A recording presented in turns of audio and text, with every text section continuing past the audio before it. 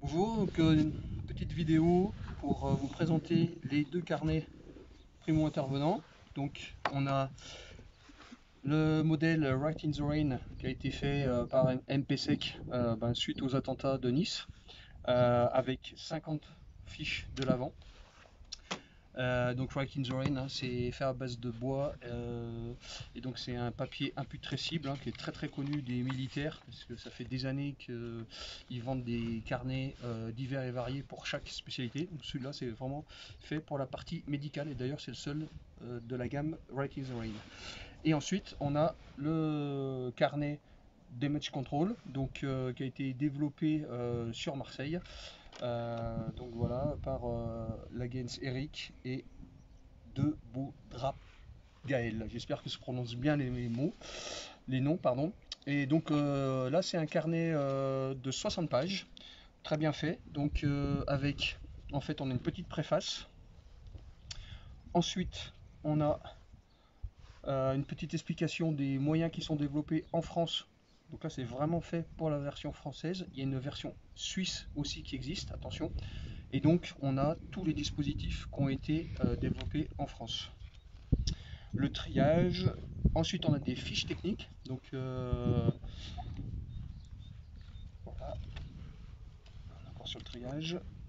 Voilà, donc on a des fiches techniques qui sont en jaune.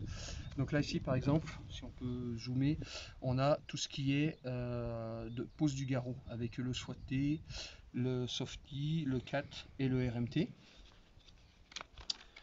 Voilà, avec derrière la pose correcte du garrot et derrière une petite particularité avec le garrot pédiatrique et le garrot de fortune. Donc vous avez, je vous laisserai lire hein, de toute façon, de nombreuses fiches techniques qui sont très très bien faites, qu'on peut sortir de son gilet d'intervention le jour J pour se remémorer exactement les gestes à faire et pas faire de bêtises. Ensuite, on a la partie verte, avec là c'est plus avec du matériel médical. Donc là on a l'IT-Clamp, je reviendrai dessus. Moi c'est un produit que j'aime bien, notamment sur une morsure de chien. Des protocoles, voilà, qui sont un peu plus infirmiers. Là ici on a la pose de la ceinture pelvienne de chez Sam. Et à la fin, on a 5 fiches de l'avant. Vous pourrez donc traiter une victime à chaque fois avec derrière de quoi noter les éventuelles remarques, les gestes, le pédigré de la personne et une page de remerciement.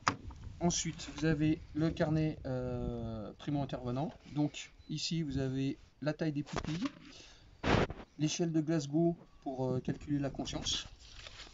Vous allez retrouver donc 50 fiches de l'avant avec, ici j'ai déjà mis quelques petits items parce que je m'en sers pour mes stages. Donc vous avez toujours pareil, la règle de Wallace, le bilan lésionnel. Ensuite, vous avez où on a mis le garrot. Ensuite, vous avez un Save Marche Ryan. Et derrière, vous avez toute l'identité du patient, la date de prise en charge, etc.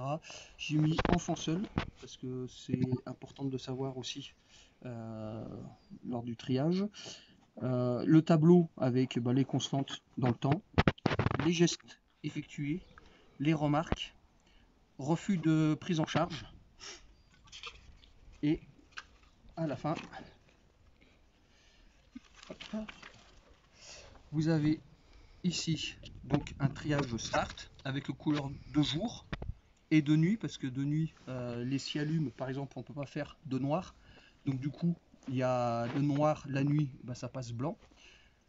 Le bleu, donc c'est pareil, suivant le triage start, ça peut être soit femme enceinte, soit personnel contaminé, c'est un peu différent d'un endroit à l'autre.